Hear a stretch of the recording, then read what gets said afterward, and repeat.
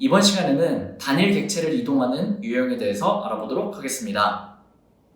문제를 바로 가져와 봤고요. 숫자가 가장 큰 인접한 곳으로 이동이라는 문제인데요. 이 문제에 대해서 간략히 설명을 한번 드려볼게요. 그래서 보면 요 시작점, 여기서는 이제 노란색으로 표시한 5라고 써있는 지점에서 시작을 했을 때를 생각을 해보면 인접한 4개의 칸 중에 가장 큰 숫자로 이동하는 것을 계속 반복하는 거예요. 그래서 보면 여기 4개의, 요 인접한 곳 4개의 숫자가 있겠죠. 어떤 칸에 대해서. 근데 이 경우는 격자를 벗어나니까 격자를 벗어나는 경우는 이제 생각을 하지 않는 거예요. 그래서 보면 인접한 숫자들 중에 가장 큰 숫자가 있는 곳으로 이동을 하죠. 그럼 8이라는 위치에 왔고 또 인접한 숫자가 이제 4개가 있는데 그 중에 가장 큰 숫자가 뭐죠? 요 11이라는 숫자가 있죠. 그래서 그 칸으로 또 이동을 하는 거죠. 그래서 인접한 숫자 중에 가장 큰 숫자가 있는 곳으로 이동을 하는 것을 계속 반복했을 때 이 입력으로 주어진 횟수만큼, 그래서 예를 들어 t가 2였다고 하면 2번 반복을 하면 요 11이라는 위치에 오게 되는 거예요. 그랬을 때 이 최종 위치를 출력하는 프로그램을 작성해 보자는 거죠. 여기서 중요한 거는 만약에 인접한 칸으로 이제 이동하려고 했는데 인접한 칸에 최대인 숫자가 2개 이상이면 상하 좌우 순서대로 우선순위를 매겨서 가능한 곳 중에 우선순위가 더 높은 곳으로 이동을 하자는 거예요. 그래서 만약에 상하 좌우 4곳 중에 예를 들면 요 8을 예로 들어볼게요. 11이 아니라 여기가 뭐 3이었다고 하면 인접한 4개 중에 최대인 게 2개죠. 5랑 5. 여기가 3이었다고 하면 그러면 상하 좌우 우선순위를 매겨서 우선순위가 더 높은 곳으로 이동을 한다고 했기 때문에 요 상 위에 있는 숫자로 이동을 해야 된다는 거예요. 그래서 이 문제에서 좀 까다로운 부분은 각각의 현재 위치에 대해서 인접한 4개의 숫자 중에 첫째로 격자를 벗어나지 않는 인접한 위치에 있는 숫자 중에 최대인 숫자가 있는 위치로 이동을 할 건데 최대인 숫자가 있는 위치가 여러 개면 그 중에 상하 좌우 우선순위대로 가장 우선순위가 높은 곳으로 이동을 해야만 한다는 겁니다.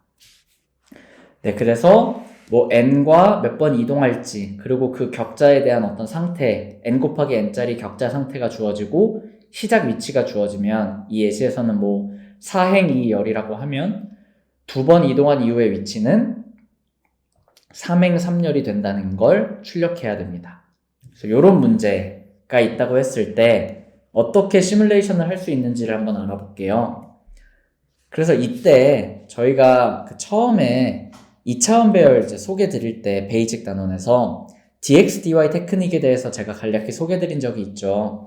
이 DXDY 테크닉은 시뮬레이션 단원에서 굉장히 많이 쓰이고 이 시뮬레이션 단원뿐만이 아니라 이제 뒤에 뭐 백트래킹이나 아니면 뭐 BFS나 DFS 같이 탐색 문제에서 격자, 인접한 곳으로 뭔가 이동할 수 있다. 이런 조건들이 되게 많거든요. 그럴 때마다 항상 쓰이는 테크닉이에요. 그래서 아직 DXDY 테크닉에 대해서 잘 모르시는 분들은 꼭 이번 기회에 DXDY를 이런 식으로 사용하는 거구나 라는 걸 이해를 해보시는 거를 강력하게 추천을 드릴게요. DXDY 테크닉에 대해서 한 번 더 소개를 드리면 요 현재 위치를 기준으로 인접한 곳들을 결국에 4곳을 보고 싶은 거잖아요. 그러면 예를 들어 요 위치를 x, y라고 하면 위에 있는 위치는 x-1, y가 되고 x가 행이고 y가 열이라고 하면 밑에 있는 위치는 x 플러스 1, y가 되고 왼쪽에 있는 위치는 x, y-1이 되고 오른쪽에 있는 위치는 x, y 플러스 1이 되겠죠. 근데 이걸 일일이 다 뭐 위에, 아래, 왼쪽, 오른쪽 하기에는 코드가 너무 길어지고 실수할 여지가 무엇보다도 많아요. 그래서 보통 DXDY라는 테크닉을 써서 이 문제를 해결하는데 어떻게 해결하느냐? 현재 위치를 기준으로 여기가 x, y라고 하면 위로 올라간다고 하면 x값은 얼만큼 감소하죠? 1만큼 감소해요. 그래서 위의 방향이라고 했을 때 dx의 값을 마이너스 1로 생각해보자는 거예요. x에다가 dx를 더했을 때가 우리가 원하는 위치가 돼야 된다. 그럼 여기가 y값이었다고 하면 이 위로 올라갔을 때 y값은 안 변해요. 그렇기 때문에 dx값만 마이너스 1이 되고 dy값은 0이 되기를 희망한다. 아래로 내려온다고 하면 x는 1만큼 증가하고 y는 아예 변함없었으면 한다. 그러니까 dx, dy가 이제 델타 x, 델타 y의 줄임말이어서 결국에 어느 방향, 우리가 원하는 방향으로 이동한다고 했을 때 x는 얼만큼 변하는지가 dx고 y는 그래서 얼만큼 변하는지가 dy라고 생각해 주시면 될 것 같아요. 그래서 이 아래로 가는 방향에서는 dx 값이 1이 되도록 하고 dy 값은 0이 되도록 해야 된다. 그럼 이 위치에서 왼쪽으로 가면 x는 그대로고 y는 1만큼 감소가 될 거고 오른쪽으로 간다고 하면 x는 그대로고 y는 1만큼 증가가 되겠죠. 그래서 예를 들어 dir이 0, 1, 2, 3 이런 식으로 저희가 순서를 매겼다고 하면 dx, dy 값이 이렇게 채워져야 된다는 거예요. dir 값이 0일 때는 0번지에 마이너스 1,0이 이렇게 들어가야 된다. 파이썬에서는 이렇게 dir이 1일 때는 플러스 1,0이 나와야 되니까 1번지에 1,0 1,0이 들어가야 되고 2일 때는 0, 마이너스 1이 들어가야 되고 3일 때는 0, 플러스 1이 들어가야 된다. 근데 왜 순서, 그럼 이 0, 1, 2, 3이라는 순서를 어떻게 잡냐? 이 문제에서는 우선순위, 상하 좌우 순으로 어떤 최대인 값이 여러 개면 먼저 위에 있는 값부터 보고 그 다음에 아래를 보고 이 우선순위를 갖는다고 했기 때문에 코드를 간결하게 짜기 위해서 일단 편의상 상하 좌우 순으로 제가 방향 순서를 정해봤어요. 그래서 이렇게 정하는 게 코드에서 어떤 효과가 있는지는 제가 뒤에서 코드 설명할 때 보여드리면서 한번 설명을 더 해볼게요. 그래서 dx, dy 방향 순서를 상하 좌우 순으로 설정을 했다. 그럼 그렇게 하게 되면 그 다음에 뭘 할 수 있느냐? 현재 위치를 current x, current y라고 했을 때 현재 위치를 기준으로 상하 좌우 순서대로 인접한 위치들을 잡아봐요. 그래서 그 중에 최대값을 구하면 되는 거예요. 그럼 이 예시에서는 위에, 아래, 왼쪽, 오른쪽 순서대로 보면서 위에 봤을 땐 최대가 2였는데 아래를 보니까 8로 갱신이 되고 왼쪽을 봤을 때까지는 뭐 8이 최대니까 지금까지는 갱신이 안 되다가 최종적으로 오른쪽을 봤을 때는 최대값이 10이 되기 때문에 그 다음으로 가야 될 위치가 오른쪽이라는 걸 알 수 있다는 거죠. 그래서 그 이후에는 최대값이 있는 위치로 이동을 하면 된다는 겁니다.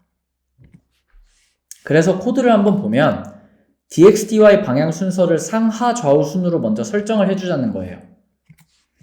그 다음에는 다음과 같이 현재 위치를 기준으로 인접한 위치들을 잡아서 그 중에 최대값을 구하고 그 최대값에 해당하는 위치로 이동을 하면 된다는 건데 여기서 이제 중요한 거는 inRange라는 함수가 이제 나왔죠. inRange라는 함수가 뭐냐? 요 현재가 current x, current y라고 했을 때 next x, next y가 인접한 위치를 의미하는 거거든요. 그럼 인접한 위치가 처음에 i가 0일 때를 생각해 보자고요. i가 0일 때 dx의 0, dy의 0 값이 뭐죠? 마이너스 1, 0이겠죠. 그래서 current x에다가 마이너스 1 뺀 값이니까 x는 1 감소한 값, current y에 0을 더한 값이니까 y는 그대로. 그러니까 현재 위치가 여기라고 하면 요 위치의 인덱스가 next x, next y로 요 좌표의 위치가 구해지는 거예요. 근데 그 좌표가 격자를 벗어나는지 벗어나지 않는지를 먼저 확인을 해줘야 돼요. 왜냐면 격자를 벗어나는 경우에는 요 최대인 거를 계산해주면 안 될 뿐더러 계산을 시도하는 순간에 런타임 에러가 날 수도 있겠죠. 그래서 격자를 벗어나지 않는 인접한 위치에 대해서만 최대값을 이제 비교해줘야 되기 때문에 next x, next y가 요 격자의 크기를 벗어나는지 벗어나지 않는지를 확인해주는 inRange라는 함수를 이렇게 만들어주는 게 굉장히 좋습니다. 그래서 뒤에 나오는 문제들에 inRange라는 함수가 굉장히 유용하게 쓰일 거거든요. 그래서 이렇게 함수를 만들면 격자를 벗어나지 않는 경우에 대해서만 뭔가를 최대값을 구해주든 아니면 다른 문제에서는 다른 역할을 하든 어쨌든 격자를 벗어나는지 벗어나지 않는지를 의미하는 함수를 정의해서 해결하는 게 좋다라는 걸 꼭 기억해 주시면 좋겠습니다. 그래서 격자를 벗어나지 않는 인접한 곳에 대해서만 그 중에서 최대인 경우에만 최대값을 갱신하고 그 최대값에 해당하는 위치를 이렇게 넣어준다. 지금 편의상 10불불에서는 이 x, y를 기억해주기 위해 페어라는 걸 선언했는데 파이썬에서 그냥 튜플이랑 똑같아요. 그래서 그 위치를 튜플로 넣어줬다고 이해를 해주시면 좋을 것 같아요. 근데 여기서 이제 궁금한 부분이 생기죠. 아니 그러면 아까 상하 좌우 순으로 이렇게 방향을 설정해서 해당 델타 x, 델타 y만큼 순서대로 이렇게 넣어줬다고 했는데 그게 그러면 상하 좌우 순으로 우선순위 정한 거랑 어떻게 연관이 되냐? 연관이 돼요. 그럼 보면 처음에 요 위에가 최대였다고 생각을 해봅시다. 그리고 동률이에요. 요 위랑 아래가 둘 다 최대인 경우에요. 그러면 저희는 아래보다도 위를 고르고 싶었던 거죠. 근데 여기 지금 코드를 보면 맥스 넘보다 클 때 하면서 등호가 안 붙었죠. 그럼 저희가 i가 0부터 4가 되기 전까지 1씩 증가하면서 상하 좌우 순으로 인접한 곳을 확인하게 되는 거예요. 이 코드 자체가 저희가 방향을 상하 좌우 순으로 dx, dy를 순서대로 선언해 놨기 때문에 next x, next y로 잡히는 이 좌표의 위치가 상하 좌우가 된다는 거죠. 그럼 그 중에 현재까지 구했던 최대보다 현재 그 인접한 위치가 더 큰 경우에만 최대값을 갱신해주고 위치를 바꿔주기 때문에 만약에 위에서 값이 만약에 8이었는데 8로 갱신을 했고 최대값을 또 아래를 봤는데 또 8이야. 그럼 그 경우에는 갱신을 해주면 안 되겠죠. 왜냐면 우선순위대로 저희가 지금 인접한 위치를 보고 있는 거기 때문에 우선순위에 따라 dx, dy를 두게 되면 등호를 안 붙이는 것만으로도 상하 좌우 순서대로 최대값이 여러 개인 경우에 그 우선순위에 맞게 적절한 위치를 골라줄 수 있는 걸 확실하게 단정 지을 수 있다는 거죠. 그래서 dx, dy 순서를 상하 좌우 순으로 잡았다. 그래서 이 부분이 잘 이해가 안 가시는 분들은 한 번 더 이 코드가 어떻게 돌아가는지를 살펴보시면서 아, 요렇게 하면 상하 좌우 우선순위가 한 번에 해결이 되는구나 라는 걸 꼭 이해하고 넘어가시는 걸 추천드릴게요. 그래서 이제 최대 위치를 구하게 되면 그 최대 위치를 현재 위치에다가 옮겨주면 파이썬에서 튜플로 하나씩 꽂아주는 거랑 똑같은 코드거든요. 그래서 이렇게 C++에서는 tie라는 함수를 이용하면 요 각각의 튜파이, 페어든 아니면 튜플이든 각각의 값을 원하는 위치에다가 변수에 넣어줄 수 있기 때문에 다음과 같이 그 값을 넣어줄 수가 있습니다.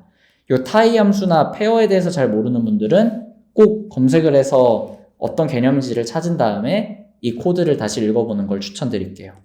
그래서 최대값이 있는 위치로 이렇게 이동하는 것을 t번 반복하면 된다. 그래서 이렇게 시뮬레이션 코드를 작성해 볼 수 있습니다. 그래서 dx, dy, 그리고 in range, 그리고 이런 코드를 꼭 이해를 해주셔야만 합니다. 이제 이번에도 실수 문제를 가져와 봤는데 이 실수 문제도 마찬가지로 libroscode.com의 유형별 완성에 시뮬레이션 단원의 단일 객체를 이동 유형을 가보면 숫자가 더 큰 인접한 곳으로 이동 이라는 기본 문제가 있을 거예요. 그래서 이 기본 문제를 꼭 먼저 해결을 하신 이후에 풀이를 보는 거를 강력 추천드릴게요. 그래서 이 문제에 대해서 한번 소개를 먼저 드려보면 이제 앞서 설명드린 문제랑 굉장히 유사해요. 그래서 뭐 시작점도 있고 인접한 곳만 봐서 이동을 하고 하는데 여기서 중요한 조건이 두 개가 다른데 하나는 현재 위치가 있죠. 현재 위치에서 상하 좌우 순으로 보다가 최초로 현재 위치보다 커지는 순간이 되면 바로 이동해요. 그러니까 아까 앞선 문제는 상하 좌우 중에 현재 위치랑 상관없이 상하 좌우 중에 그냥 큰 대로 이동했다고 치면 이번 문제는 상하 좌우 순으로 보다가 최초로 현재 위치에 있는 숫자보다 커지는 순간에 바로 이동한다. 그래서 요 5에서 시작했다고 하면 위를 봤는데 안 커. 그럼 패스하고 아래를 봤는데 커. 그러면 바로 이동하는 거예요. 요 양쪽을 안 보더라도 이동했어.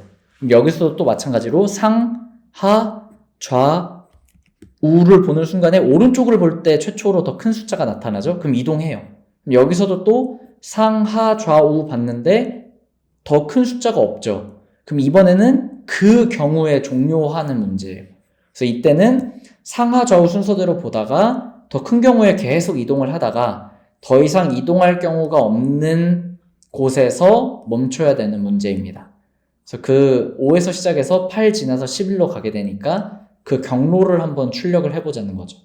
그래서 이렇게 입력이 주어지고 2,2에서 시작했다고 예를 들어서 해보면 여기서 8, 11로 이동하면서 끝나니까 5, 8, 11을 출력하면 되는 문제입니다.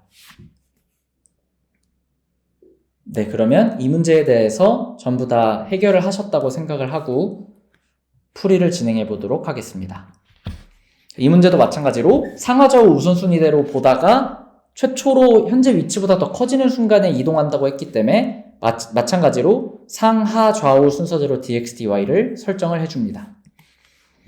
그러면 current x, current y를 현재 위치라고 하면 현재 위치를 기준으로 상하 좌우 순서대로 인접한 위치를 확인을 하게 되겠죠. 근데 만약에 인접한 위치를 확인했는데 격자를 벗어나, 아까 in range 함수에서 만약에 그 값이 false가 나오면 격자를 벗어나는 거겠죠. 그 경우는 이동할 수 없으니까 그 다음 방향으로 넘어가야만 하고요. 만약에 격자를 벗어나지 않더라도 현재 위치에서 인접한 곳을 봤는데 격자를 벗어나지는 않아. 그렇더라도 현재 위치에 있는 값보다 그 인접한 위치에 있는 값이 더 작거나 같다면 이동할 수 없는 거겠죠. 그래서 그 위치를 next x, next y라고 했을 때 그 위치에 있는 값이 현재 위치보다 같거나 작다면 이동할 수 없으니까 마찬가지로 그 다음 방향으로 넘어가야 됩니다. 그래서 그 다음 방향으로 넘어와 봤더니 이제 격자를 벗어나지 않으면서 실제로 현재 위치보다도 더 인접한 위치에 있는 값이 더 커요. 그럼 그때는 바로 이동하면 된다는 거죠. 그래서 다음과 같이 시뮬레이션을 진행하면 저희가 원하는 결과를 얻을 수 있다는 거겠죠. 그래서 계속 진행하다가 네 방향을 전부 다 봤는데도 이동할 수가 없었다. 그러면 그 경우에 움직이는 것을 종료하면 됩니다. 그래서 요 11에서 시작해서 상하 좌우 다 봤는데도 이동할 수 있는 데가 없었다면 움직이는 것을 종료하면 된다는 거겠죠. 그래서 이제 코드랑 함께 보면 다음과 같이 dx, dy를 설정해 줄 수 있어요. 그래서 dx, dy를 상하 좌우 순서대로 되도록 설정을 해주고 그 다음에 현재 위치를 current x, current y라고 하면 인접한 곳의 위치를 next x, next y라고 해서 다음과 같이 구해줄 수 있을 거고 이제 이번에는 canGo라는 함수를 만들어 봤는데 canGo라는 함수는 뭐냐, 그 다음 인접한 위치가 next x, next y라고 했을 때 현재 위치에 들어있는 값이 요 a의 current x의 current y겠죠. 그럼 현재 위치에 있는 값보다 이동하려고 하는 위치에 있는 값이 더 크면서 동시에 격자를 벗어나지 않으면 그 인접한 곳의 위치가 그러면 갈 수 있다는 거니까 요 canGo라는 함수를 이렇게 만들어주면 간단하게 인접한 곳에 지금 이동해도 되면 이동하고 이동했다는 표시로 true 값을 반환해라 라는 식으로 코드를 작성해 볼 수 있다는 거예요. 그래서 이 canGo라는 함수가 이제 뒤에 백트래킹이든 아니면 DFS, BFS에서 인접한 곳으로 이동할 조건이 좀 복잡하게 주어지는 경우에 이 격자를 벗어나지 않는 것뿐만이 아니라 어떤 특정 조건을 만족할 때만 이동할 수 있다라는 조건이 필요할 때가 많아요. 그때마다 canGo라는 함수를 꼭 떠올려 주시면 코드를 깔끔하게 작성할 수가 있거든요. 그래서 이 코드를 꼭 이해해 주시기를 추천드립니다. 그래서 canGo라는 함수를 만족했을 때 next x랑 next y의 값을 current x로 옮겨주면 그 위치로 이동한 결과가 되고 이동을 한 번이라도 하게 되면 true라는 값을 반환해주면 simulate 함수가 불린 값을 갖기 때문에 이 while문에서 계속 돌다가 더 큰 숫자가 있으면 true라는 값이 나오겠죠. 그래서 더 큰 숫자가 있으면 계속 반복을 해주고 그렇지 않은 경우에만 이제 이 while loop을 빠져나오는 식으로 구현을 해주면 계속 움직이다가 네 방향 다 갈 수가 없는 경우에 요 canGo가 아니고 요 false가 되겠죠. 그래서 더 이상 갈 수가 없는 경우에 요 false를 반환해 주게 되면서 요 프로그램을 종료하게 되겠죠.